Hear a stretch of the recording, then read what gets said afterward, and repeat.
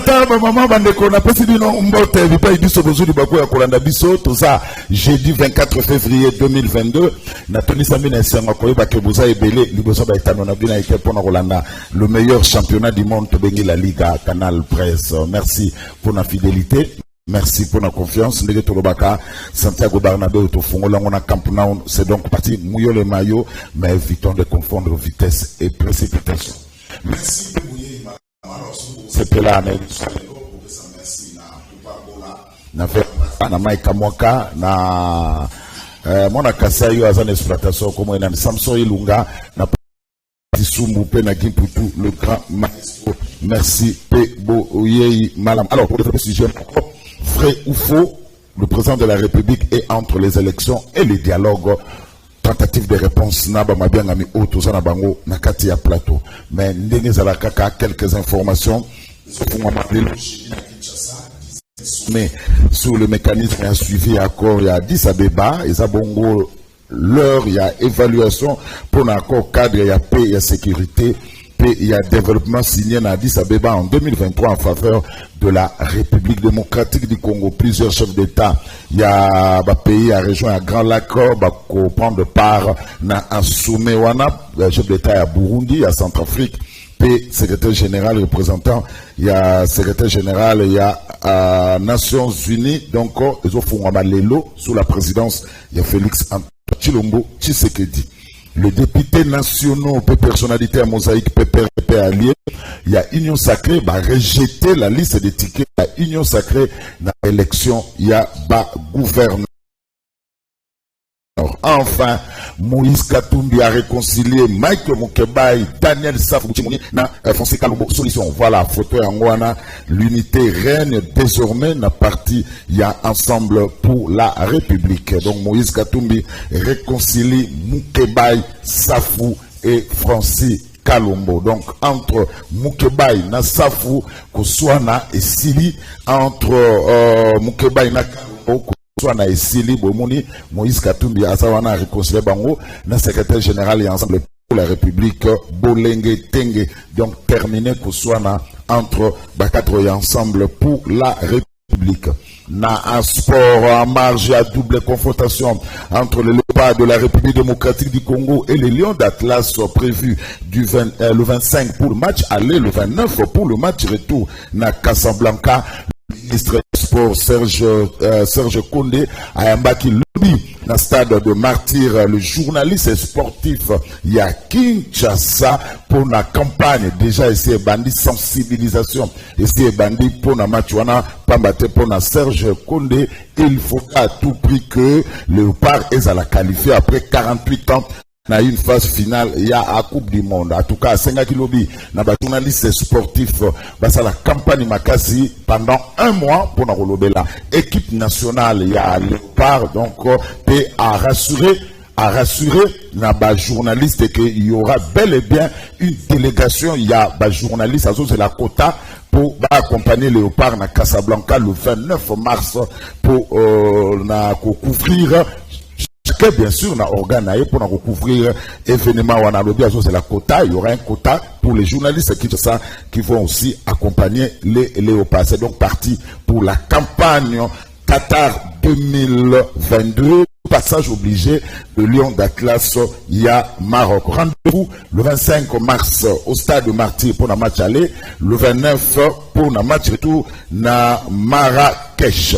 Alors, le député provincial et rapporteur et assemblée provinciale de Kinshasa, Junior Lemba, qui est interpellé par la brigade de police au Babengaka Uchana. Qu'est-ce qui s'est passé dans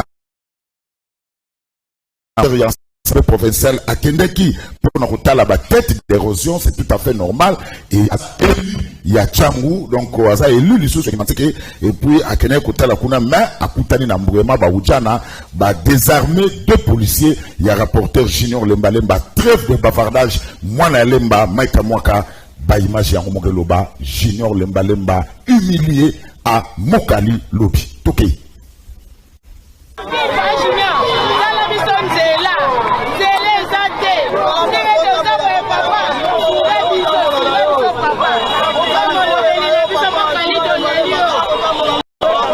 Qualité. Robe bapenda. Tokufi pona nzela oyo. Tozo voter na ba kusi mukasi la ko ya ko sala. Kamino bana ko le kawa. Moyo le ka.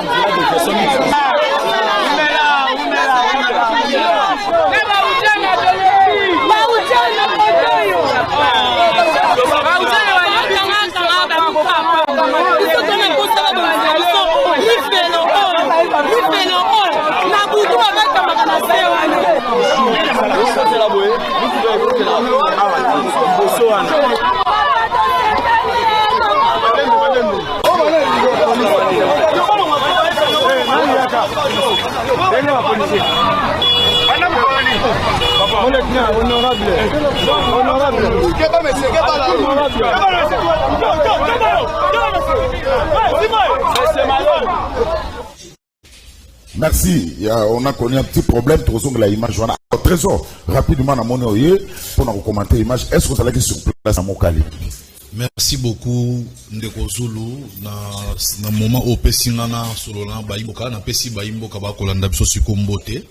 Oui, effectivement lobby tozala ki bongo na quartier Kibunda route Mokali na commune ya Kimbantseke esika wapi baimboka babengaki honorable député rapporteur ya ville de Kinshasa à la personne de Junior Léon Malemba akita na mabele po asolona bango bala ki se ba difficulté bazana surtout ba oyo moni wana peuple azoro senga mboka ville état la likambo na priba gouvernement central état la makambo ya érosion na bango curieusement to mona commandant moko atindi ba élément na ye kombo na ye lieutenant Mazo azalaka bongo na souciat ya ba ujana kombo nango Jemi ba se comporter de la manière la plus barbare au nom de mon athée na vie un honorable député zo memelo ba muibi so bazo si ba image vous bozo mon lieutenant wana yende mutu baza ko benga na kombo ya Mazo yende commanditaire watina ki belema na ba humilier honorable nous ne savons pas si c'était prémédité ou pas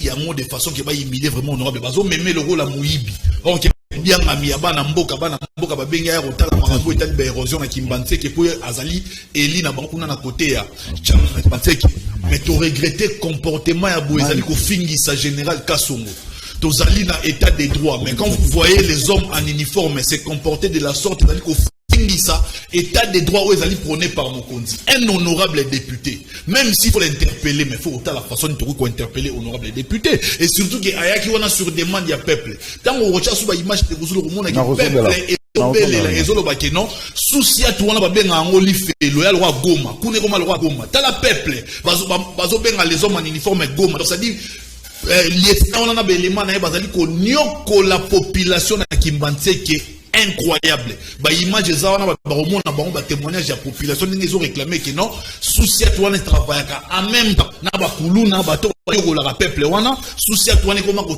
terroriser peuple comment ko bangisa peuple ba lingaka to ba poussa na wana ba ba mamne les gars wana on ba kangi honorable manu militaire iloko la muibi et pourtant uniquement pour s'enquérir dans situation où ils allaient coller bon sur bas d'érosion na Kimbantseke. Mais Trésor, moi personnellement je ne comprends pas. Barobi honorable le Malemba Gino Tangaye c'est que deux gardes du corps naé ba désarmé bango et puis ba zo honorable ba tient un conteneur. Et ça c'est normal.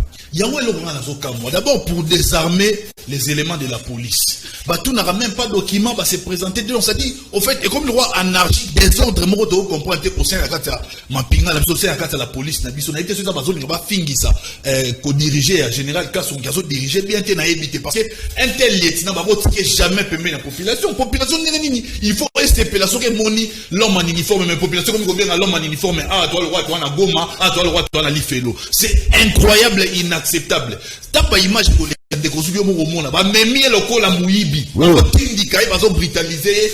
Donc, c'est-à-dire, image qu'on a dans mon akiwana et les kelanga na tika di couche pe na même pas qu'on réagit. Posons les kelanga mituna. Ce sont les hommes en uniforme ou bien ce sont les koulouna en uniforme. En tout cas, général Kasongo sera tali dossier à ba élément na EOT. Bazo fingi ça y est. En même temps, bazo fingi ça. État des droits aux apprenés par imitant na ujana uta et là on est na pena ba sala yango pona ko terroriser peuple ba sala yango pona ko nyoko la peuple ba sala yango pona ko lakisa ke la carte la police aux appena unité mo ba considérer comme ba voyou ça je n'ai jamais compris création et unité wana ujana mission na bango ezara réellement nini parce que le loko maso tangi ujana peuple fa banga Oudjana, peuple femme, on dirait que police moko ya muibi, police moko ya extorquer bango, police moko ya boma bango. Ça c'est incroyable. Et supposons que ma garde ya honorable rapporteur Junior Léon de Malem Bazaki na maîtrise. Mais ça c'est ngaki beta wana. Peuple mtenga kufa. Et ngaki lo basusu nini atala honorable Junior Abomisi batundenge dani ministre intérieur provincial Obakangaka pour me garder. Il s'appelle encore comment? Nani Doli Makabo. Doli Makabo. Donc, il n'est comme bon, heureusement, honorable en tant que responsable, et c'est ça, élément, à ta bon, il va brutaliser, vous avez la maîtrise de soi.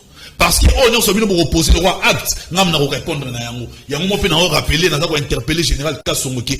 Oh, l'étina, oh, y'a sala. Et ça, le rôle, azo fingi sa combo na yo. Azo fingi sa autorité na yo. C'est incroyable, dans un état de droit, un pays sérieux, un honorable député, même manou militaire, il n'est pas même honorable Junior Léon de Maleba. C'est regrettable. Merci. Sauf que la police est chargée de manière OET, c'est regrettable. Et surtout que tu as un période pré-électoral. Quand la mingité a été dans l'élection, dans le comportement, il y a des policiers qui ont été dans l'élection. C'est que le peuple est dans l'élection. Merci, Trésor Congolo. L'État va vous avoir image, on va proposer ça à nos téléspectateurs. Merci. Merci. Trésor Congolo.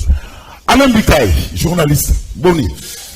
Bien de Kozulu, mbote na balandinyo sur Canal Presse, mbote na bako débat de Kozulu, ba téléspectateurs mingi à Canal Presse, ba te pelanga ba na te na yuse ngoke na to connecter ko moko na famille amene ba ibaki biso mwana to pe pa na ngata roi koko ba ibi mwana depuis le 16 janvier ti lelo mwana zo mona na te neka ndeko Trésor Congolais oto dénoncer boye to meki ko tambola eloko kokambo eza nini na ba service nyonso bito ba ko sa recherche à mwana to alerter bango soki bopesi mbongo ba senga liboso mbongo liboso et les restes kutu ba salate magene to kangisi to biso moto mbene banquette to kangi mukai ba ki mwana mais raison na ba imaginer ndeko Zulu et ya mona fo senga ta fati pardon pour batunde ba comprendre que était avec mboko ese kufai comment bokangisi mutu bakangi le 20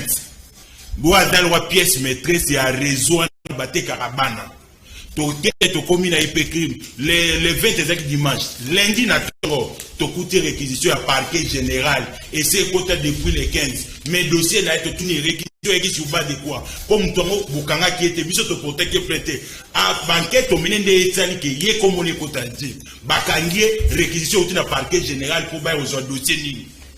Tu veux comprendre que basi attaque qui va dossier na raison mais il est comme ces années ministre Jean et la famille enfant na baloba les enfants comment un Congolais va ko ibe Congolais pendant tout un mois ministre autorité moroté azorezi. Et quand vous allez comme ces années vous allez na ba DGM na ba beach bona bazo se bino que awate abakata suna banate bokeni na maluku na kinkolo de place bakata na bana to tuni me bino nde ba pourquoi vous pouvez sans suite. Merci. Oui. Joël, nouvel élan. Boni. Mbote ndeko Zulu, mbote na ba téléspectateurs nyonso, mbote na ba co-débatteur na ngai. Na sepeli mingi surtout na sujet to thématique ya émission en lelo parce que ezali sujet moko ezali interpellateur. Oui, ko permettre na sima ya ba discussion na biso a peuple congolais a ko comprendre réellement mais union somatali organisation yaba élection topé un quelconque dialogue namboka surtout que bino ba panzisango bobeta kabiso c'était biso ba la muka était tozali ko senga dialogue kasi lelo na sujet oyo namoni bino Canal Presse ezali réellement quatrième pouvoir bobengi ba téléspectateurs peuple congolais nyonso aya koyeba réellement quelle est la vérité et qu'est-ce que le peuple doit faire en cas d'un quelconque glissement parce que biso cadre de concertation au Sénat et Zalaki dans le but il y a co-organiser l'élection dans les délais constitutionnels. La bande la mission le peuple a comprendre en gros. Na pesimbo te particulièrement Nandeko Niko Faye on a bien lanceur d'alerte na moni aye toujours na ma commune aye na bandi to servir population na Lolenge et Sengeli. Merci. Après moi Nicolas Belé, il est là. Maître Bazepembe. De retour. Boni. Merci beaucoup de Kozulu. Merci na bande konyo soto ba kolanda biso. Na ligne personnellement na remercier yo pour na soutien de loin à chaque fois que j'avais une intervention. Abanda continue là yo avec Ndeko Gimputu le maestro et banda koleka. On est là au service de la nation. Nous allons servir au peuple. Nous avons un bilan à défendre en 2023. Félix Antoine Tshilombo Tshisekedi, Soko Kele Lona ba province Nyon surtout Ndekozolo. Rassurez-vous, les gens parlent de Félix Antoine Tshilombo Tshisekedi avec la gratuité de l'enseignement, avec la lutte contre la corruption, cheval de bataille naïe. Parce qu'on est prêt à l'accompagner, on est prêt à faire réunir les Congolais déterminés. Kinshasa, Ezali République démocratique du Congo. Opposant à Mikosa. Nous on fait l'intérieur, nous allons communicateur, Kakaya, Villa Kinshasa, tout fouiner dans l'intérieur, nous avons les informations. L'opinion est en train de réclamer Félix Antoine Tshilombo Tshisekedi. Merci. Oh, aux autres voyageurs. Non, j'étais. Ah, on va bagage belé. Nico Faye. Oui, prédicateur national. Encore combien de jours? Peuple Ouaga Ayebaki, les Tchikali na 677 jours. Pour n'a pas mandat ici. Oui. Tu as 725 jours. Banda Baloba n'a biso Covid officiellement. Tu as 325 jours. Banda Michel Akoma, mon congé gouvernement na Congo Kinshasa. Mais pour aller 677 jours, l'œil de l'aigle, l'Isiba Maye, la Bano Yebsabino, Boké Bana Bangotiste. Nabana Nabango. Et le Tchikali 677 jours. Balo Bana peuple congolais, ni Soloboni Basiba Bombeli Séni. Tu me dis que non, il s'attend. Mais tu le dis, ni Soloboni Basiba Bombeli Séni. Bachana Moutou Nabango et Amanda, ils ont carrière. Nico Faye. Prédicateur. Bagage. Na kokota awa biscuit na uti koyoka awa que kambuya omoni bozoloba état de droit et libika tekeno bikanga kanga état de droit et lobi mutosali musala bufutiye policier pe bopese batenu bopese pe babut na okindeko awa akomi ko bangela kutu yemoko eloko bandaki ko kumisake oyo état de droit ezo mabiso wapi. Awa immunité de Kojunani Joël Autodima Awa. Non, trésor. Trésor. Baucho Kanga. Junior Lembalemba. Kangiye. Na ba condition au Bouyaka. Ngai pe il y a 1 ou 2 semaines. Nazalaki et pas de Konabiso solo. Avant la bonne émission. Le moni na OGFM Bitumba. Nini o ba Kanga DG. Mais ko ka di DG. Banja ya parquet bazawana. Puis tout banja bazoboya. Ndenge monsieur Zalaki na côté monsieur Nabimi balobi a obitu Zalaki mpasi parce que bali baye ko kanga nani DG parce que en Jean moko zoti mbongo pour que imitation aboyi ko kende. Ya ngunde a sauté les devants a ko funda. Mais un DG quand même. À mon tout moko il faut respecter quand même la procédure. L'arrestation c'est l'exception. La liberté c'est le principe. Un DG, il y a quand même une manière de convoquer. Par après, à qui parler. Mais en plus, il y avait certains confrères au Baloba Keno à Kimaki. Mais à ma grande surprise, dans mes enquêtes, j'arrive à l'OGFM, Nakouti, comme le nani, Olivier Manzila. Il est en train de travailler. Mais je me pose la question. L'honneur sapé. Honneur Rwanda, Bakozongi Sango, Dengenini. Parce qu'on a publié que nous Akimaki. Non, c'est très important. Merci, Chito. Ça fait peur. Merci. Dans la mesure où, le Oyo, Moutoninga voyager, Bakopekisa o lelo, Lobi Bakorize au Kende. Or, le fait qu'il y a compétition où toi voyager, vous empêtez aussi sur ces droits. Et qui peut réparer tous ces préjudices-là? Merci.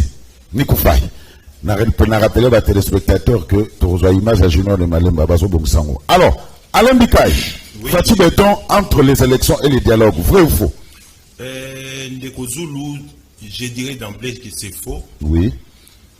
Parce que Banda, Makambo et Banda qui, Bouébikani, les Banda qui ont dialogue, Ndeko Félix Antoine Tshisekedi, na famille politique nae, bataille c'est qui bat coup, Banda mandane Banda qui. Batu babane bato ke na ba élection aux alaté ba hier ba émission tout kende na ba élection et mbongo alobi ke mbongo ezali Makamunyo sobabi ba condition nyo soza réuni poto kende na ba élection. Yo zalaki na déjeuner de presse au premier ministre a organisaki. Oka ki chef à gouvernement a yebisaki bino nini. Okwe sa population te.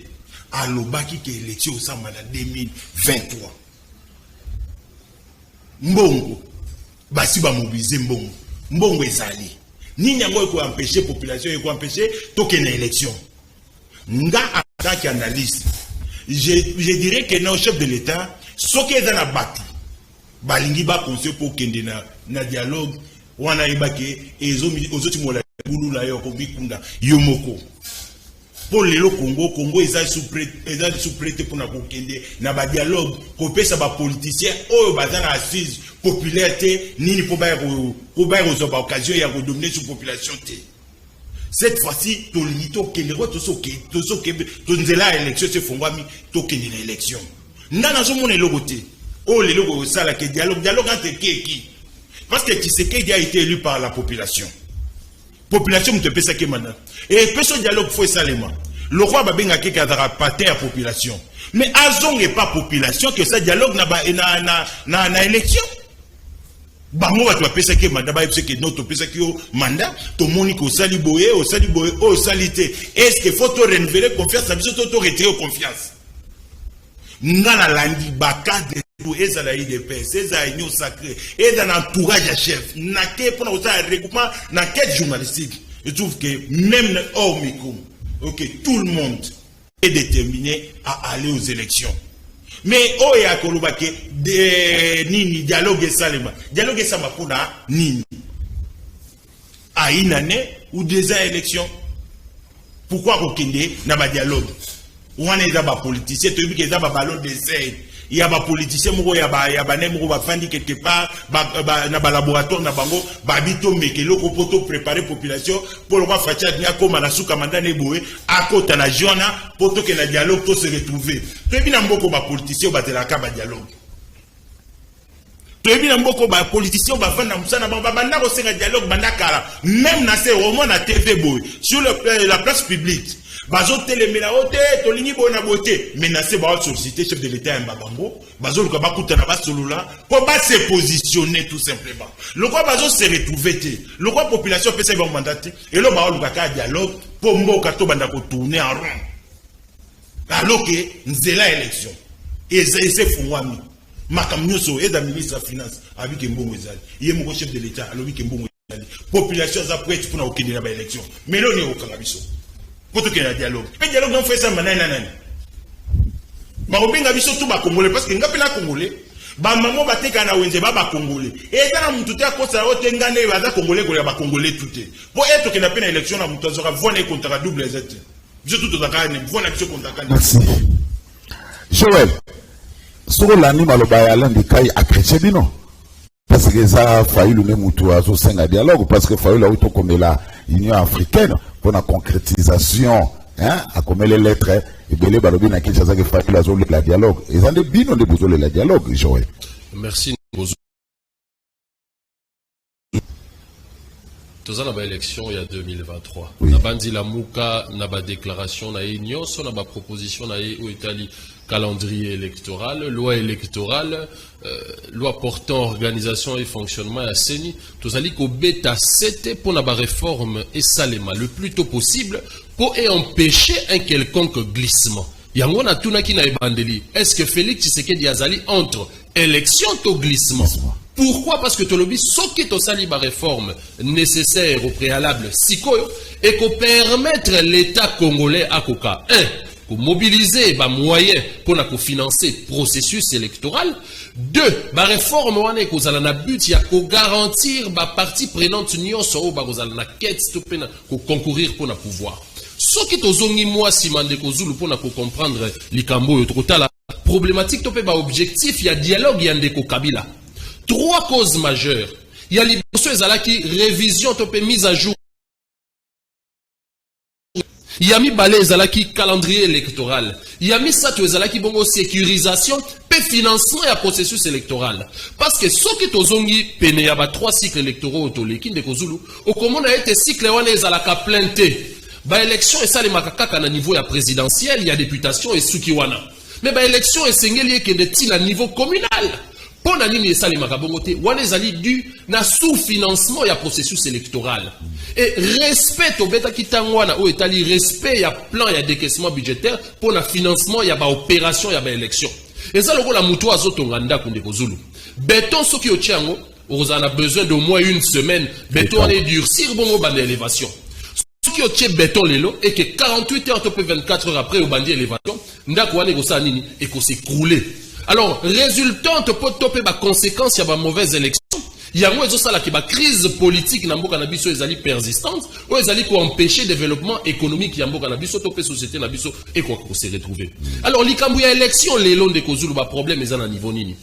Nous avons vu aujourd'hui parce que tozali république élection ezali mécanisme moko ezali constitutionnel ou ezali ko permettre population à élire dirigeant na bongo et garantir exercice ya souveraineté au monde ndeko Zulu. Alors ezali comme on a ba élection ou le problème ezali à liboso d'abord lolenge nini ndeko Félix Antoine Tshisekedi azali ko tambwisa makambo yango ezali ko lakisa intention moko volontaire pour na ko organiser glissement lobby parce que ba nomination et non on a sabino que fatia zo ka glissement quels sont les signes ndeko Zulu na bandi yo zali mopandisa Hollanda qui le nouveau patron ya CENI oyo accusaki gouvernement du fait que gouvernement azali ko financer ba opération à ba élection té. Alors jour ni gouvernement ko financer ba élection tokozala na ba élection oui mais ba élection ya lolenge nini parce que tolingi était neutralité inclusivité à élection ezala bongo de fait et sengeli na ba dirigeant pas respecter ba texte puisque tozali démocratie. Et ça n'a pas texte, ça n'a pas principe pour ça établi au yende ko Félix Tshisekedi n'a pas institution son beau que sengeli ba respecter. Mais vous allez comme on a le plan de décaissement budgétaire ouais zala qui voter na assemblée nationale et pas iwapi yende ko Félix Antoine Tshisekedi azali majoritaire et zali respecter. Alors ndeko kadi maloba qui était 10 juin ce qui to commis juin et que gouvernement a koki ko financer ba opération électorale à cause à la obligé à annoncer population était topé gouvernement mokonzi mboka était ba élection et cause à la difficile à organiser dans ba contexte wana. Donc on a dit comme on a intention à glissement alors que au préalable ce qui toloba qui était tout ça la réforme consciensuelle parce que problème ou sous les alliés na kati ya processus électoral les alliés inclusivité nango. La manière à laquelle Ndeko Tshisekedi a nommé na niveau la cour constitutionnelle au mona kindenge zalaki et créa ki mobulu kati ya société na biso il a mis balé lolenge nini pendant que population congolaise nyonso alaki na balabala na Congo mobimba pona ko boya ete Ndeko Kadima azala on a de par le fait il y a ba acquaintance du fait que azalaki au service ya Ndeko Félix Tshisekedi comme expert électoral. Population a sepé la guité mais il y a voté à Noma qui est quand même. Donc vous allez comment on a de façon cavalière na ya ça là et zali ko la qui sa intention mon manifeste et à glisser. Merci. Et surtout lobby était il faut élection et salima n'a pas délai constitutionnel parce que constitution mobé Koli Kondi aux alliés au Kamba société la président de la République mandat à 5 ans. Merci Joël. Dernier to souhaité tel de résoudre les alliés motuna au Toromituna biso peuple congolais. Mais lorsqu'il Ndeko Félix Antoine Tshisekedi a convoqué un quelconque dialogue parce que biso to be qui en cadre de concertation pour na to régler ba problème aux alliés liés à financement à l'élection. Ba problème où est lié à processus. Bon, bah, on a deuxième tour au quotidien. Donc, le peuple congolais. Bon, tu vas activer article 64 parce que constitution est allée. Merci, Joël, merci. Alors, maître Bazin, quand il m'a dit que jusque-là, il n'y a encore rien reçu du gouvernement, au moment où on s'achemine lentement, mais sûrement vers un dialogue. Merci beaucoup, Ndeko Zulu, na ba Congolais, nous sommes tous Kolanda Bisso. Na sepeli place Ndeko acheté à le président de la République à la un mandat moko il y a 5 ans renouvelable une seule fois. Au comment on a 4 mandat on ne parle pas de dialogue. On parle d'un mandat. Un mandat électif. Au peuple congolais a zali kopé ça y est en vertu sur base il y a article 5 il y a constitution il y a mboka na biso. La ligne a rappelé les sources na ba Congolais et qui n'amboka précisément dans la ville de Kinshasa. Bandeko ya lamuka ba tamboli pour exiger que bureau ya CENI est déjà constitué. Nous avons aujourd'hui un bureau de la CENI qui affiche au grand complet. Mais qui est contesté par lamuka. Non, ce n'est plus encore contesté. Nous avons avancé. Bandeko Bazala qui est déjà installé l'Assemblée nationale, la société civile. Salim Moussa Nango, Assemblée nationale a entériné, Cour constitutionnelle bandeko va prêter serment et aujourd'hui c'est un bureau qui affiche complet, ils sont en train Ndeko Zulu de travailler. Bandeko ya Lamuka basali siti na kati ya mboko pour exiger les élections dans les délais constitutionnels. Ndeko Nang Kadima apesi biso comment on appelle ça, calendrier. Il y a échéance, feuille de route. Merci beaucoup. Feuille de route, il y a échéance, il y a beaucoup na biso. Na kati ya feuille de route, à la kisi ba contrainte. Je rappelle ici na bato que tant qu'on connaît nanga azope sa feuille de route na ya ba élection, après ça ba contrainte. Contrainte à liboso, ezalaki contrainte sécuritaire. Contrainte à Mibale, ezalaki par rapport au financement, il y a ba partenaire. Troisième contrainte, c'était enrôlement et enrôlement pour électeurs tous en carte. Et c'était un moyen pour dire au gouvernement, si vous voulez que l'élection est à l'organiser dans les délais, il faut respecter 3 éléments au Naruto Pesa. Moi, je ne trouve pas un inconvénient tant au Kadima. Au Yazali président de la commission électorale nationale indépendante, tant Yazali copier sa feuille de route naïe. Que Yazali kolaki sa ba contrainte, il faut accepter sincérité au Yazali pas kat naïe. Est-ce que nous avons un problème de moyens na Katambo Kanabiso? Je peux dire oui. Pourquoi? Touti kolungwa coronavirus. Économie na biso est comment presque déstabilisée avec maladie à coronavirus au Comment faire pour na tozo mbongo? Il faut recourir na ba économie ya mboka na biso. Tout ça la ba recette ya malonga. Lorsque ndeko argentier ya mboka Ndeko Nicolas Kazadi, on l'a auditionné sur la situation, il a dit vive makambo qu'est-ce nabiso. Problème à l'élection est posé problème T. Et on doit aussi comprendre que Congo est une jeune démocratie. On ne peut pas organiser l'élection avec une autosuffisance et abisomoko. Il faut qu'on recourir devant certains partenaires. Et je rappelle à Congolais et que le chef de l'État Aouti Koyamba, la commission électorale nationale indépendante, c'est ni Aouti Koyamba na ba de Komosus, on a Bossani Kombo. Dans cette réunion, il a rassuré à l'opinion nationale et internationale que les élections seront organisées dans les délais constitutionnels. Et même certains partenaires, je prends ici Ndeko Jean-Pierre Lacroix, ONI, Balobi, ils sont prêts pour accompagner la République démocratique du Congo dans l'élection il y a 2023. Ils sont allés au-delà. Il y a Koloba était président de la République dans la conférence de presse Moko Asila Koloba que non Azoluka expertise non, c'est avec les Sango, avec Bandekoya Église catholique. Lorsqu'ils ont constaté que non la Mouka FCC na celle-ci ba sala ba marche la kati ya mboka tango basango bakiomo na ye, le chef de l'État a rassuré na basango, a rassuré na ba partenaire mususu ba ambassadeur non surtout ba bazana na République démocratique du Congo que ba élection et kozala organisée dans les délais. Tozo zelape bino ba paya ba partenaire na biso appui na bino. J'ai suivi Jean-Pierre Lacroix hier pour confirmer na peuple congolais et que kalamingi pe expertise mususu ya libanda il y a Union européenne et Zoya na Katamboka na biso. Pour na baya ko étudier comment est-ce qu'ils peuvent accompagner la République démocratique du Congo na maponami o en 2023 en termes ya logistique. Ndeko Zulu. Donc, bobangi ezalate.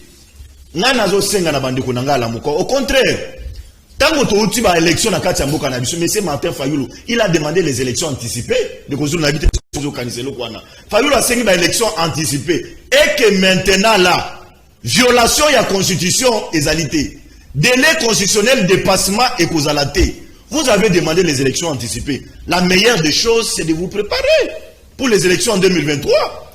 Ne cherchons pas un dialogue. Oyekoya pour apporter rien na contribuable congolais. Au contraire, et qu'au suicide biso. Bayo senga dialogue, ne nous voilons pas la face. Et aline bandeko ya lamuka. Pourquoi? Muzito est en train de faire tourner naye.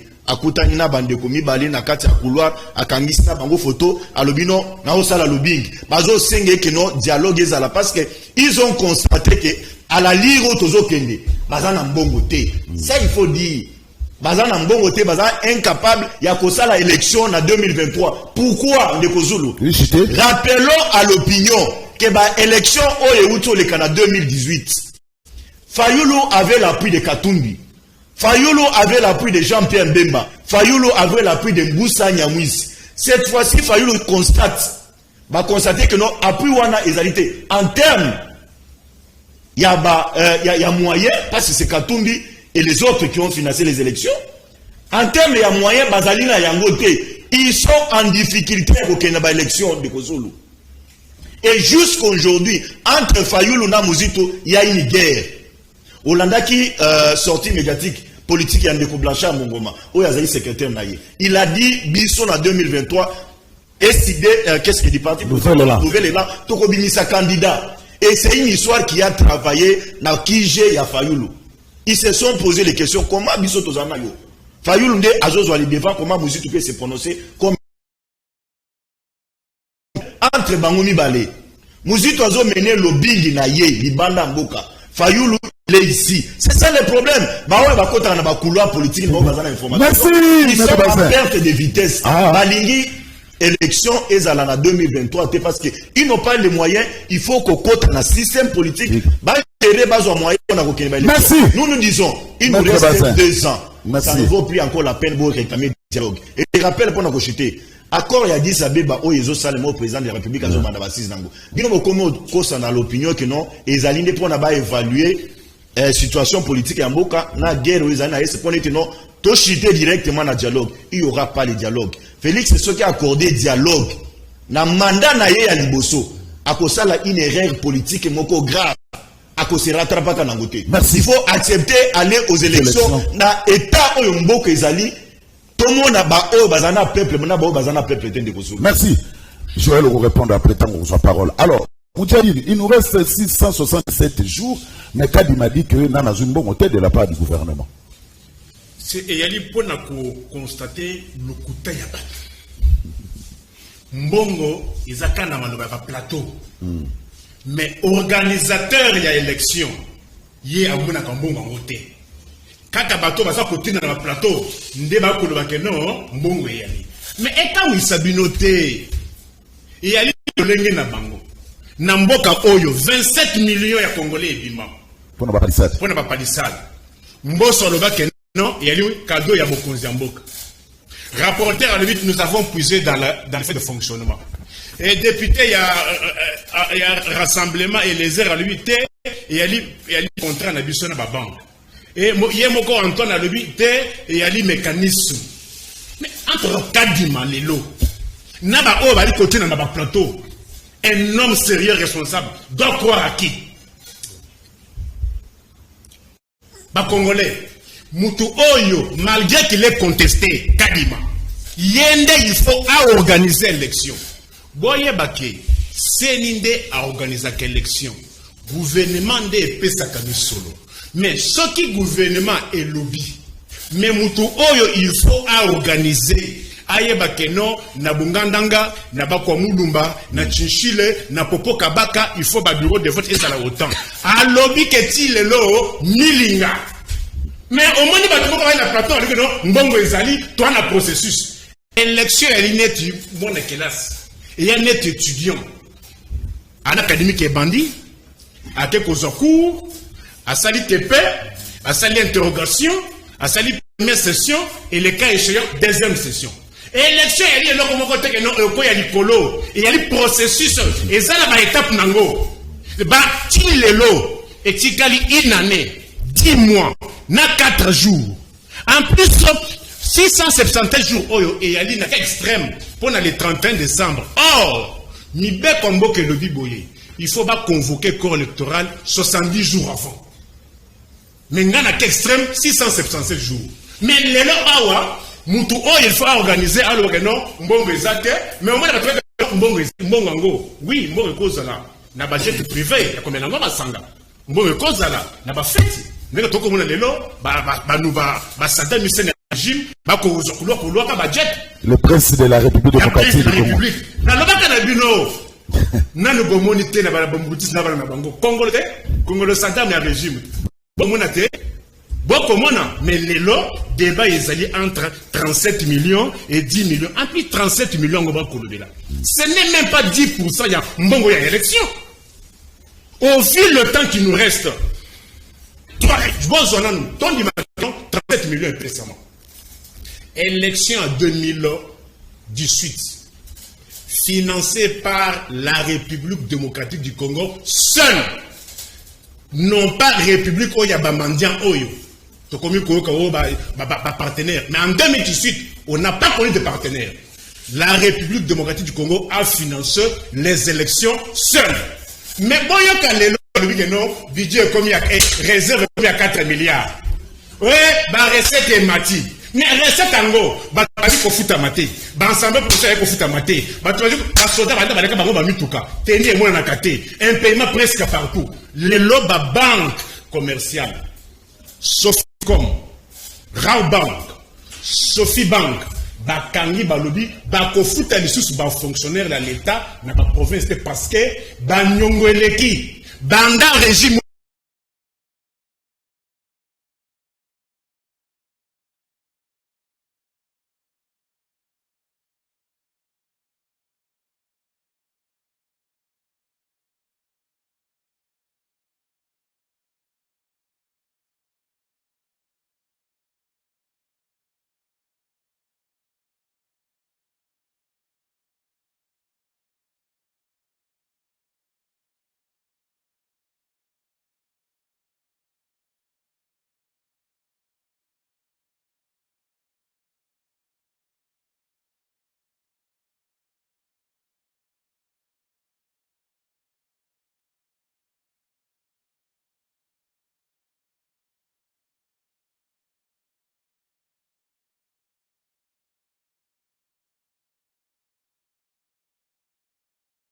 Privé, mais en 2015, budget privé sera caté.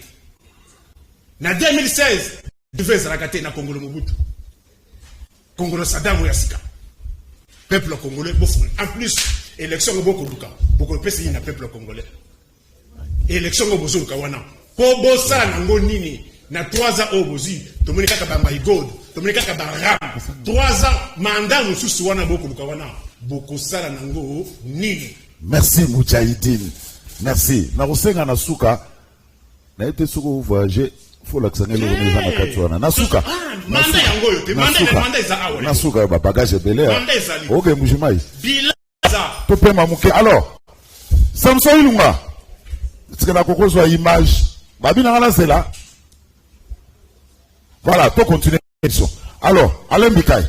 Dekozulu. Kadi m'a dit qu'il n'a rien reçu. Ça dit les contredits.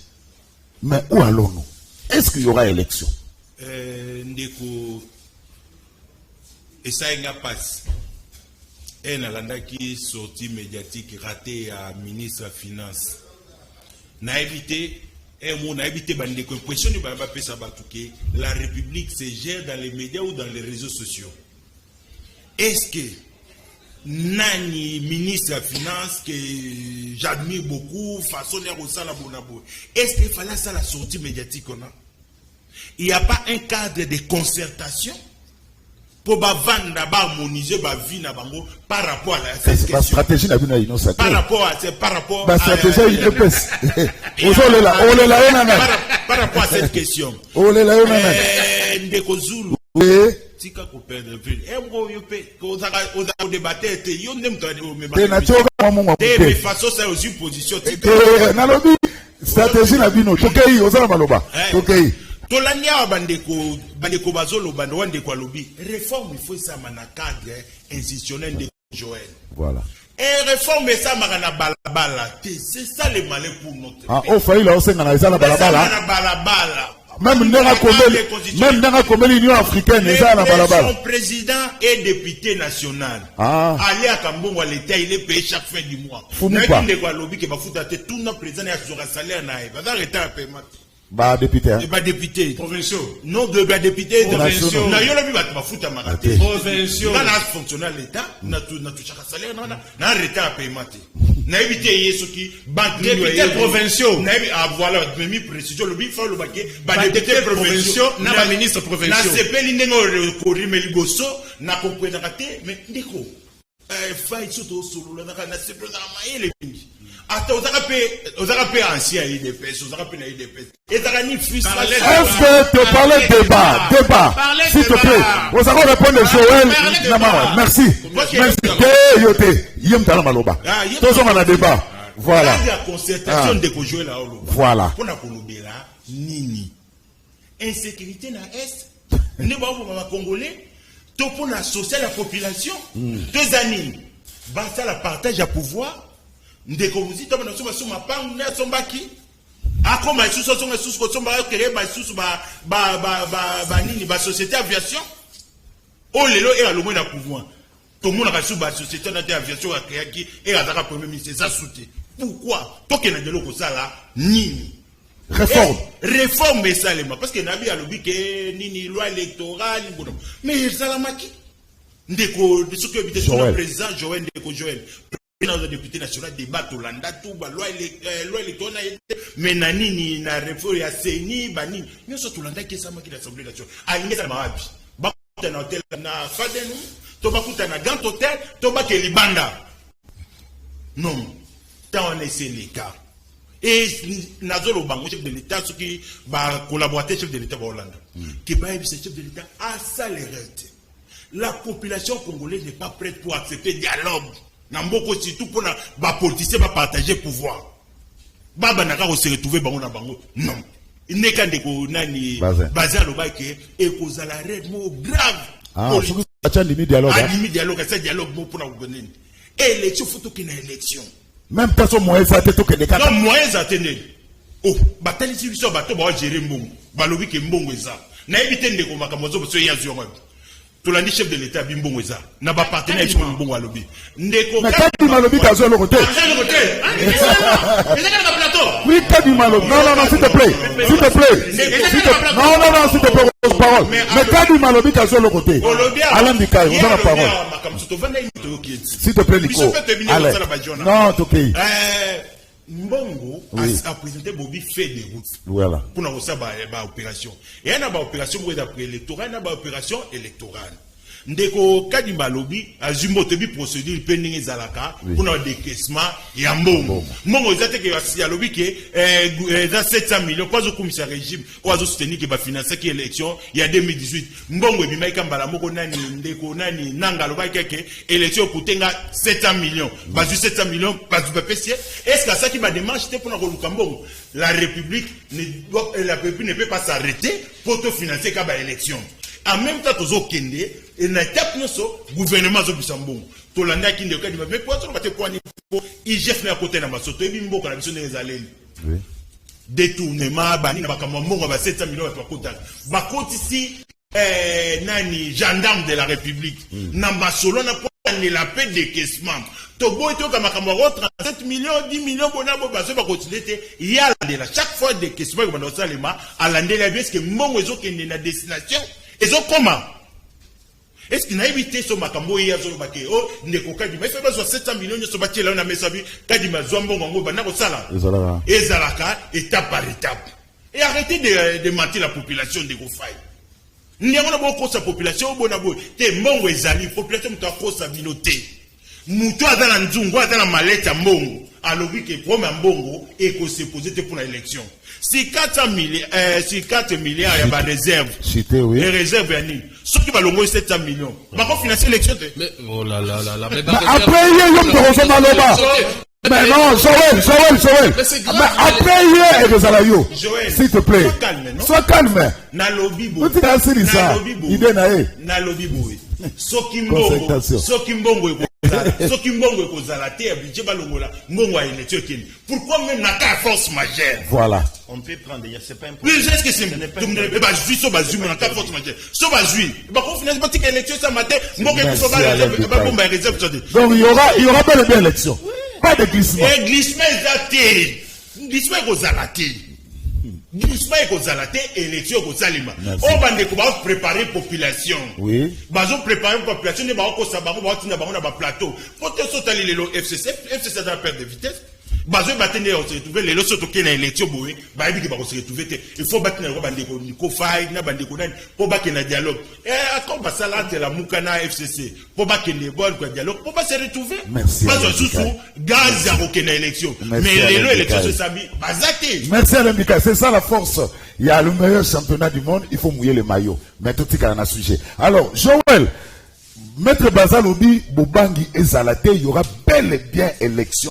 Il n'y aura pas dialogue, il n'y aura pas glissement. Ça, c'est de 1, de 2. Différence, c'est nous entre cadre et concertation, na dialogue. Merci Ndeko Zulu. Ndeko Baza, il faut pas ignorer que la Constitution Abisso a exposé des motifs na yango, na préambule na yango. Les alliés Kotal, ça clairement été mboka na biso les alliés exposé na ba crise récurrente. Kobanda 1960, ba crise les alliés liée na contestation à légitimité, il y a ba animateur puis il y a ba institution. Ndeko Baza, il faut être élection les alliés bongo na lobaki yango mécanisme moko constitutionnel où ils ont permettre de garantir exécution de exercice de la démocratie. Tant que tu as une élection, puis tu as une élection. La preuve en est en 2018, le peuple congolais n'y a c'est mieux qui contre un seul candidat. Et là, on y est bangi sabi soto kende 2003, du moment où bilan y a Ndeko Félix Tshisekedi des alliés chaos, des alliés échecs. Ndeko Baza Ibisangai combien d'emplois Ndeko Félix Tshisekedi a créé pour bande élection à Etilelo. Moi, je vais lui informer qu'il a dans son actif plus de 6 millions de chômeurs. Vous savez comment on Ndeko Zulu, il faut que le peuple congolais ait une mission, il y a des partis politiques et la Kabongo conquête de pouvoir conserver le plus longtemps possible. Mais mission Moussou c'est la influence les partis politiques dans le parlement, dans l'action gouvernementale. Il y a Zali na FDC non? Bango ba yebi ndengeni bazalaka na ba député ebele mais ba kokakati lelo ko influencer action gouvernementale. Donc balingi tika la kaka la position o ya mayuya. Bango batondisa mabumu na bango, mais le peuple a trouvé compte na été. Ezali bongo mawa. Tango azali koloba ete lamuka ezali kosimbate na ngina répondre d'abord quand tu parles d'un mandat électif de 5 ans. Mais nous allons juger le mandat électif à la fin sur base du bilan. Quel est le bilan que Félix Tshisekedi a coupé sa peuple lelo pour peuple on a garanti il sous ma voix dans l'élection 2023. Ezali te, yango ezali comme on a ba violation ya constitution ezali ko salima. Il y a Yemoko de Nikadima, nomination à juge na niveau cour constitutionnel, le lengeni ne salimaki Ndeko Zulu.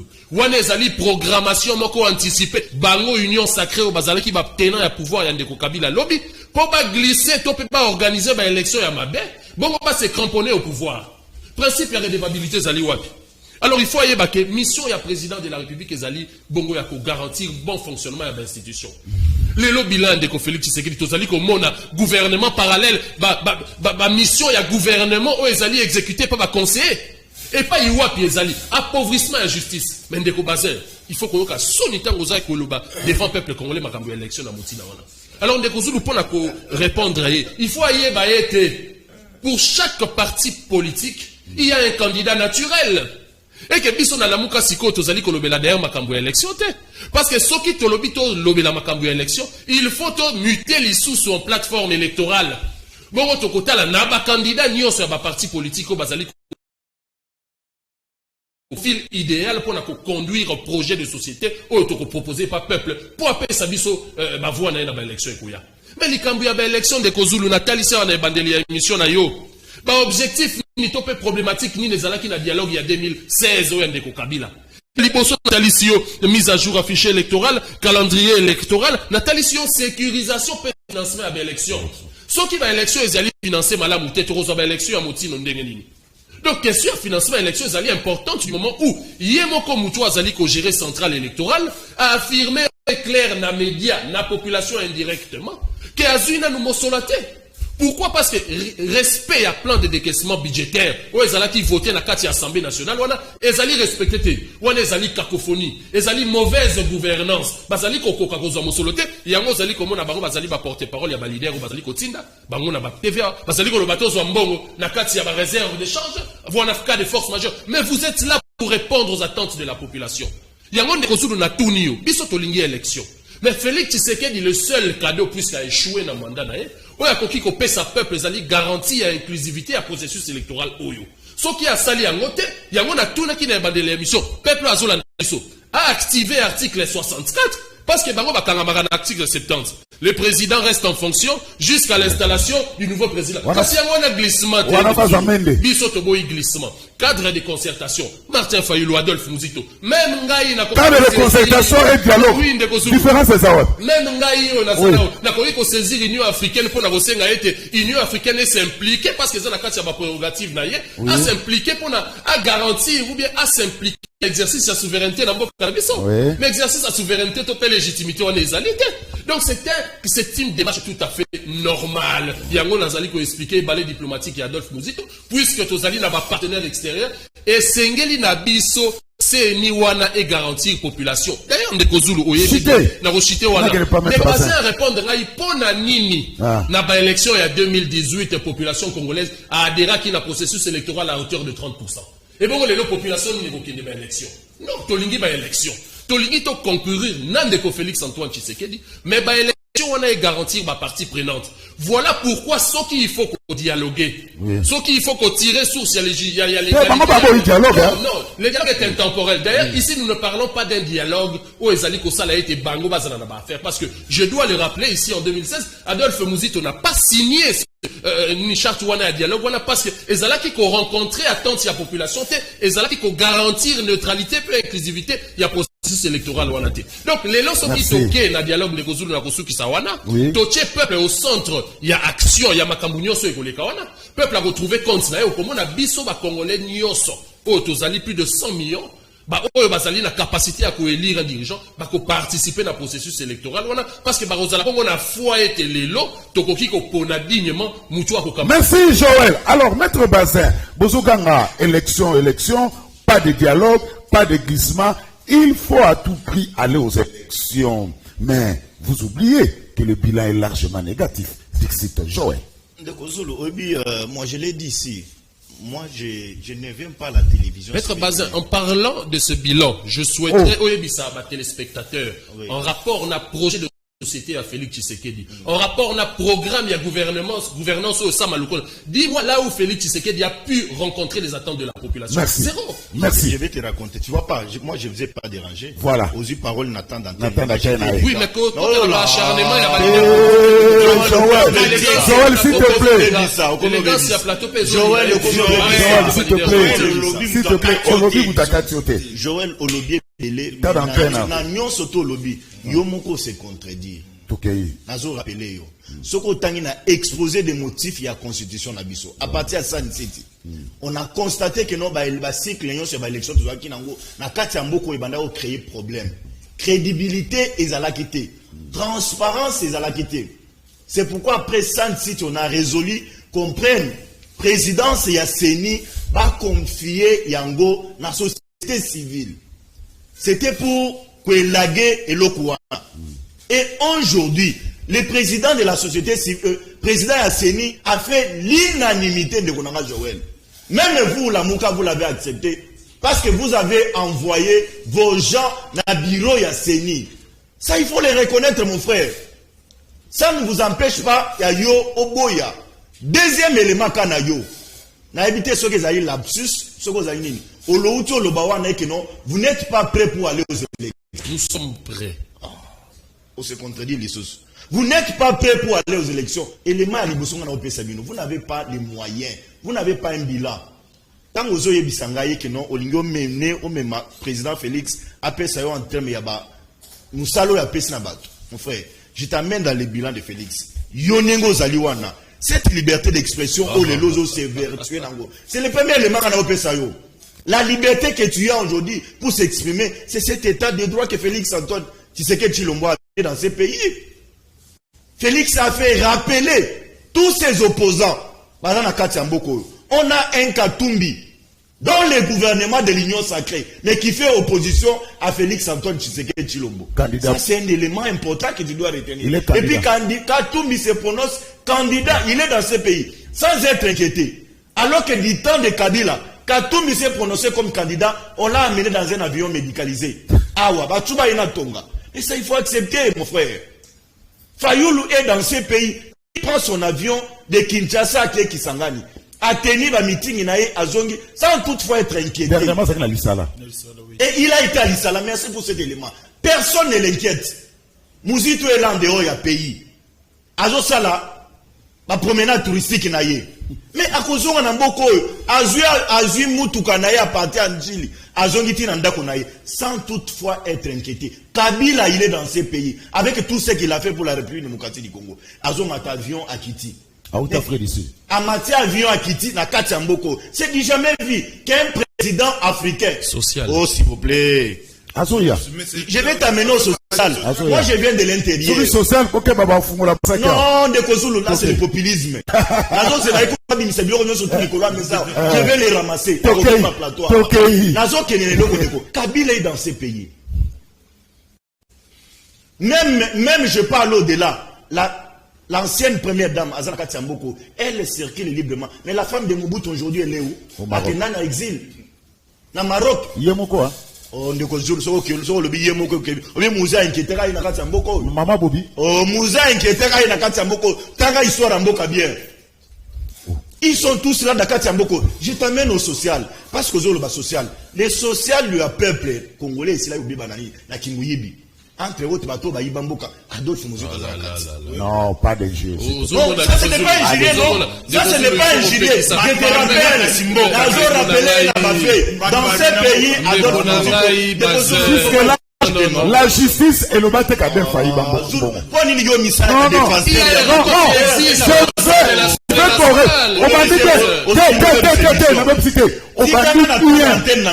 non, sur le Maloba. On bandit bien aux un sujet, tout continuer à sujet. Mais pas d'injure. On a fini. Pas d'injure. Je rappelle à mon frère. Voilà. Social, il t'amène à Gungu. Gungu. Voilà. Sur aux yeux qui quitte au côté. Aïe, Gungu. Il va exploiter montagne, va exploiter la matière, les investisseurs sont venus dans ces pays. C'est du mensonge. Bazo le Bélo Bila. Mais ça c'était la charge. Tu auras la parole. Faut pas être agité, mon cher. Allez, s'il te plaît. Tu as été très élégant. Il faut pas distraire l'opinion de Bazin. On reste dans le sujet. Joël, s'il te plaît. S'il te plaît. Bazin, toqué na sujet. Toqué na sujet. Voilà. Bilan un peuple congolais, le lot, tout ça, là, on a mandat à 5 ans, Félix. Non, non, Alain Bikaï. Tant qu'on va investir, il y a 4 ans, qui ont exploité la matière, moi, je dois exiger 25%. Bakima. Bilan, il y a mouné, pour exploiter en 2023. Voilà. Pour exploiter gratuité et enseignement. La lutte contre la corruption. La paix à l'est du pays. Sur l'étendue de la République démocratique. Nous avons un bilan. Il faut, quand nous avons le IGF, mais rappelez-vous de la lettre faite par Mouzito, adressée à l'IGF. Qui a accordé l'exclusivité du contrôle à l'IGF. Avant cité, s'il te plaît. Avant cité. Pour le IGF. Cité. Mouzito a sali Moukanda. IGF a sali. Allez, s'il te plaît. Mais tel là, l'IGF, même les opposants sont en train de faire le travail que l'IGF est en train de faire. Mais ingrat, il y a qu'on reconnaît que c'est lui qui a donné l'impulsion. Merci. C'est Félix. Maître Bazin Pembe. Merci. Alors, merci. Nabaro. Bomba. Alors, merci. Alors, Koufai, Fati a un bilan largement positif. Maître Bazin Alain Bikaï, Baouti ko démontrer en alors, il y a pressé, il y a aucune élection pour bilan la banque ça positif. Bilan est positif. Banda régime où il y a misère. Il y a My God, Naram et ya. Bakutaki, ba étudiant, bazo futa 265 000 francs congolais. Bana campus, il y a une baza koyo kangai. Un régime oyaki. Bakutaki bana bazo futa 265 000 francs congolais. Lelo oyo na une bazo futa 600 000 francs congolais. Na revenu o wapi. Ebisanga nana. Moi, député provincial. A sali 10 mois bofuti yete. Moi si naye azaki na magasin na zangu bobuki zangu. Boye na my god. Bache mbongo na my god, bayibi mbongo na my god. Bakofuta 600 000 francs. Nde bila yango wana. Banda régime oya. Banaka qui va policier na bani ba mituka. Banda régime oya batikala kopé sa policier tenuté, batikala kopé sa policier boututé. Les lots boutent comme à 20 000 francs, tenu comme 20 à 25 dollars américains. Na régime oya c'est le bilan. Tala état de droit pour le bilan. Tout le monde il est là un certain Anthony. Na aéroport. A Kekobeta pas sur le bilamba, il y a responsable à DGM. Ndeta de dona, il y a pas pratique à Mobututé, ba Koko Sete. Na ba Saddam Hussein te, na ba Zingzong te. Ndeta de droit yango wana parce que a côté ça qui bangulu. Oui bi basi boko mi bali ba benga na Suède pe na France on lui procureur général pour le peuple. Banda régime oya ba constater diminution sensible ya bangulaire. Ya ba Shekula na ba men na espace union européenne. Ba zogi kisasa. État des droits. Fais ça une explication. Décret à 2021 koloba ba transaction nyonso. Sauf na mine. Et ça, la monnaie étrangère. Document où ils à Dégérade, il y a 2021. Bah, ça, bah, na monnaie nini. Na dollar. Yo, comme malhonnêteté, état cambiste. Bazali ko fou, quoi, ko ba dollar, mais bazali ko fou ta fonctionnaire, na to ya 92. Et ya cambiste, ba brader te. Est-ce que je me fais comprendre? État de droit bilan. Bah, koki koye di sabiso. Famille il y en a ni juge Yangi. Il y a Chébé. Que j'ai fini ça. Famille à juge Yangi. Famille à juge Yangi. Va contester un rapport. État de droit. Général Kayimbi. Akufa Gindeni. Babotolier bagarde les lots. Lobi na tongo akufi. Général Kayimbi. Régime il y a misère bande yaki. Écoutez, $100 américains. Na 160 000. Et le $100 ça na combien? Ça c'est vrai, vérifiable, je suis dans les chiffres. Très stable les lots. Par contre, ça 60 000. Régime où il n'y a pas essayé. Bah, écoute, ça unité na 1600. Bah, Congolais, bah, Quinois. Ça unité déjà na combien? Augmentation à combien?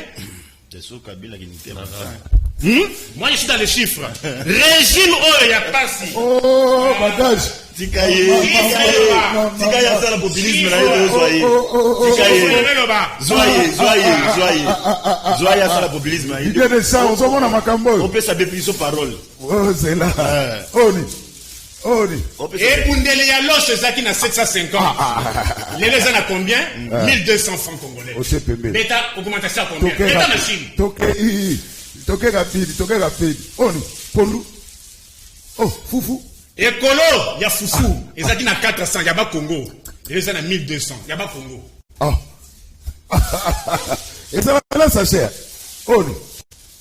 Parce que Bila Yango, tu sais. Oh. Social, on va noter, mais la babie, ça transco. On va tirer le son bâté. Bota, il tourne à 500 francs. Maître Nico Fayesili. Mades. Et Bundeli Amades, c'est ça qui a Maïmoko, il y a Big Bill. Ils ont dit 809. Et combien? Ils ont 2300, il y a Maïmoko et Big Bill. Oh. Essili. Hey, Tikaye, Ozulu. Bino ne commissaire populaire, Tikaye. Yakounde. Ezaki na 500, ils sont à 1100. Oh, il va prendre le repère, il y a les bandatés. Il y a un triac na liaki. Non, on court derrière le temps. Parce qu'il y a Issa Longo déjà là. Oh. Bota la maille Yanji, les aka 100 francs, et le commissaire 50 francs. Bota la mat Ngaïnga, il y a 500. Ngaïnga, il y a 100 francs de dessin et bunga. Merci. Nico Fall, merci. Je cours derrière le temps. Oh, le matin.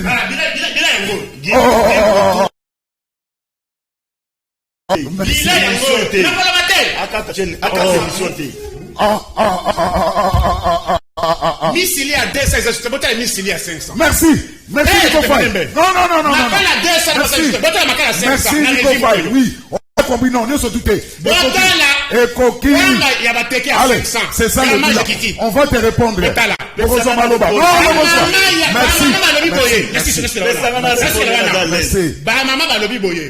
Oh, Pampers, bando sur 500 francs. Et combien? Les le comme 1000 francs. Barozong le système, il y a beaucoup chacun. Merci. Alors, Samson Ilunga, Gino le manem a humilié Namokali. Samson Ilunga. Zulu Boka ta émission T.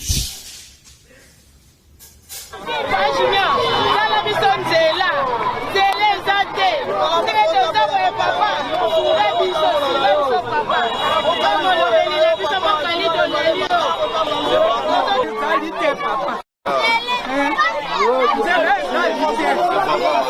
tozobeba mpenza tokufi mpo na nzela oyo tozovote na bato mosusu asila kokoya kokosala kamino banda koleka awa moyoleka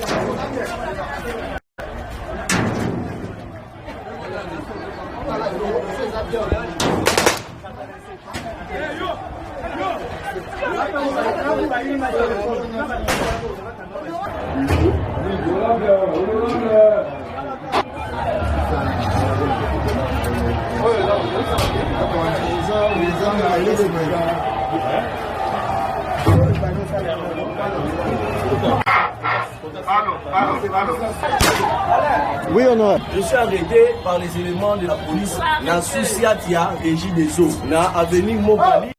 Toyaki kota la makama érosion aux populations et benga kisanga.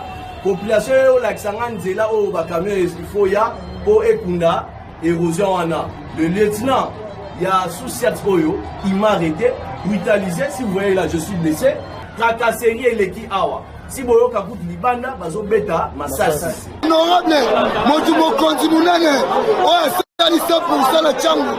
Bino mokanga ye, abima mokonzi, abima ye moko. Nanguye nzambe mwana moke. Elini peuple, mokanga ye.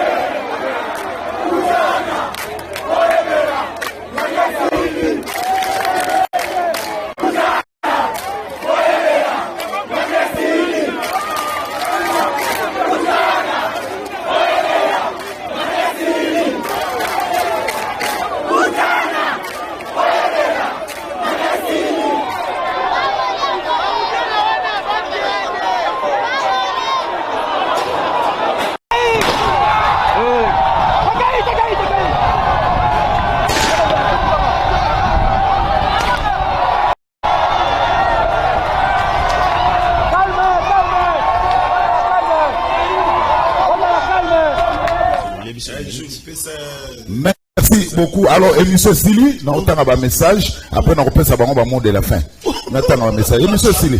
Tout n'a bazin entre Kazadina Kadima, n'a zolo la vérité pour bango na union sacrée, bamo na kamabete. Général Amouli, il faut ça la implication na pour la situation ya baouja na wana et bakanga pe lieutenant wana nyonso wana ezali conséquence ya recrutement biso ba ancien ezali to ebi valeur ya officier ndeko baza ezali ko évoluer te parce que débat ezali ya fayulu to mozi touté ezali pour na ba élection azala capable ya ko mouiller mayo to lingi to yeba mwana ya ancien président ezali na droit ya ko vivre to ko sala te. Nikwa zana raison, tokondi makadi mandenge nini mbongo ezali te 0-0. Tolobi boye, tozo c'est la kaka 2023. Ce qui peut m'apponami yango ekozala vraiment parce que ba promesse l'équipe trop na gouvernement oyo tolingi to eba président bazo sala na cité ya Union africaine. Ezali pour na dialogue ou comment? Te wana za diorité. Élection kutu ya ba gouverneur ezo sala mobulu pour ba organiser yango. Alors il y a 2023 ekosala vraiment. Il y a ba élection ba gouverneur rendez-vous le 6 avril. Bon, vous avez élection ba gouverneur. Voilà, tuna mikai décaissement ya mbongo ya seni ezalaka chaque année na 3 ans oyo basali déjà combien pour na seni baujana wana bazali kaka boye na cimetière ki mateke musala na bango kobotola ba téléphone na ba mbongo à partir à 19h bomoni bino moko ndenge basali honorable junior yebisa union sacrée batika biso bazomona te ndenge mboka ekufi yebisa bazin mama bobila dawaza na Maroc volontairement. Ce qui a zongi moutou a dérangé hier à sa tête. Aïbake Azwakambon $5,000 chaque mois depuis Kabila Tilelo en qualité à veuve et ancien président.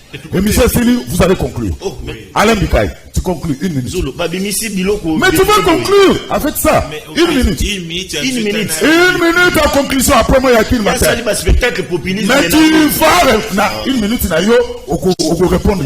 Ok, 1 minute. Voilà. Na profité pe avant na 1 minute nanga. Voilà. Na lobelo ba ministre msuso bazo saboter action chef de l'État. Oh, à saboter. Ministre le roi Cherubin Okende. Est-ce que vous savez que projet esprit de vie est qui mbongo à gouvernement congolais. Abimisi mopo ba bisona yena Kinshasa et la population ba dosale. Oyebi que lelo ba esprit de vie et comment ça ba demi-terrain. Ba comme matière transport ndenge ba lingi victoire bandal mola Chibang. Pour nous sur les pour ba casser bato ba 207 na bani.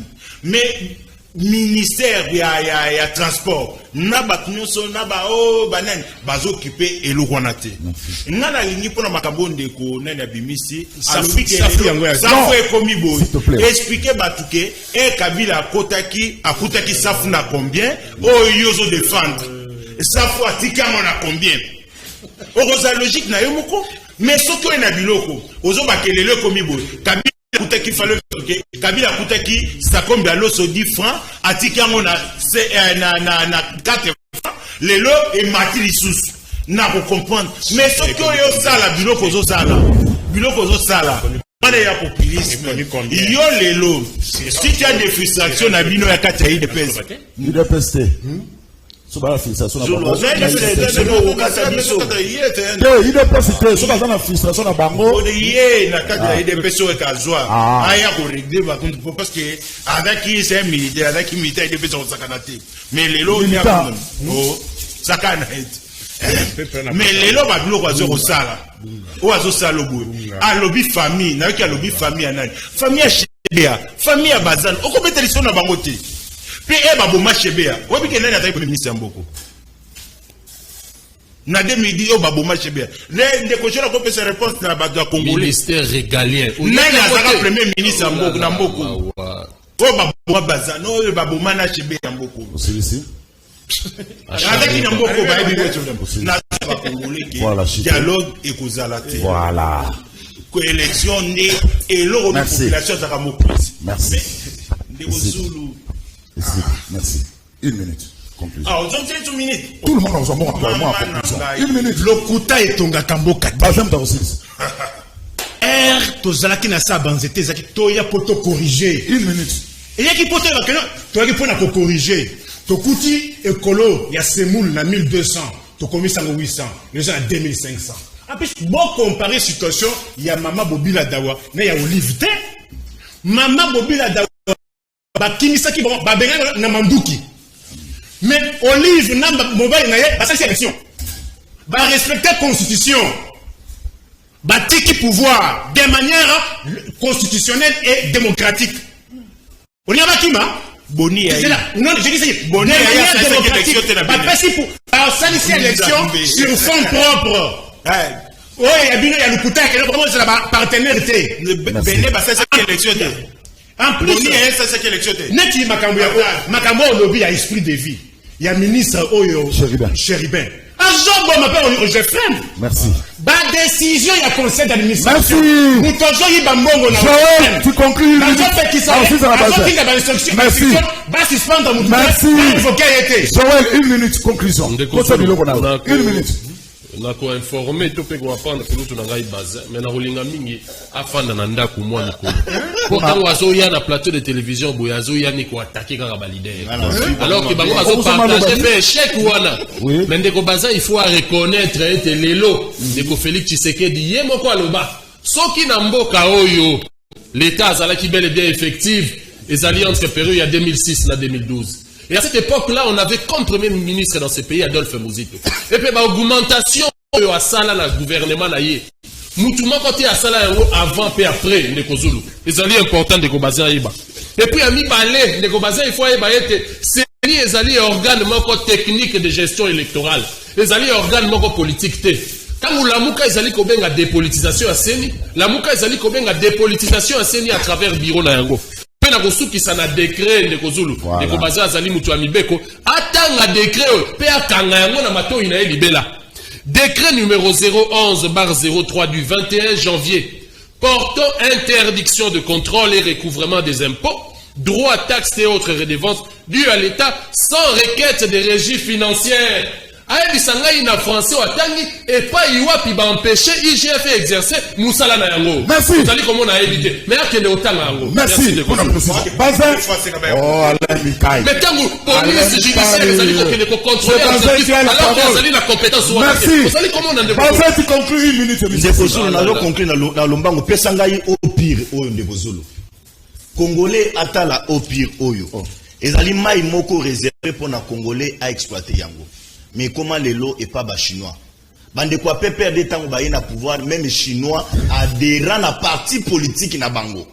Ça c'est l'œuvre de Joseph Kabila Kabange. Tinenga kei atikeli biso ata izine mon côté na kati ya mboka oyo. Oyo etali opi. Mais soko kele na kinga kati pa Kabila akomela mai oyo ti. Voilà. Nyonso tout ezali. Pesanga fufu oyo Ndeko Zulu. Oyo Nico Fay. Bauti ko recruter ye et na commission na bato oyo batambolaka na mama Olive Lembe Congolais esengelo ye ba information wana musala ba pesi ye alka na télévision abenga Félix Antoine Tshilombo Tshisekedi Antoine les frises musala ba pesi ye alka na biloko boy nazo yebisa Ndeko Nico Fay oyo eza sengenze tango Kabila keyi na pouvoir boye wana pona kwa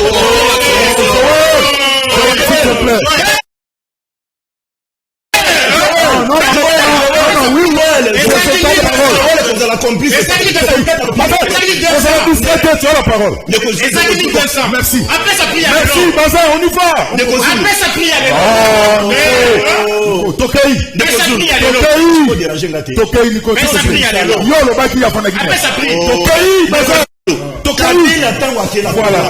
Izina semoule nini atikeli biso na République démocratique du Congo. On est que nos biso to maloria local. Mais ça va se créer. Non, Philippe, non ça tu non ça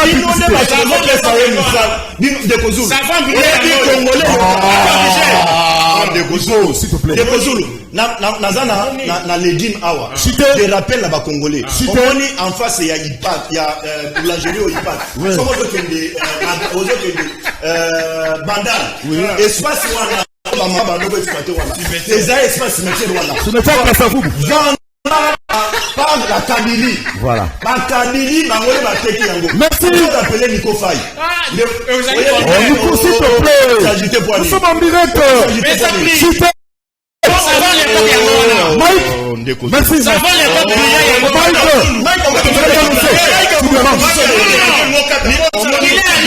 mais tu déranges. C'est son talent. Ndeko Zulu. Social et à peuple oyo kande Mout. Merci. Je rappelle Nandiko Faye. Est-ce que tu peux dire les lois congolais, Tazoam Nico Taniko, oui, ça, à quel état est parti ça? À quel état savons les copes, les lois n'a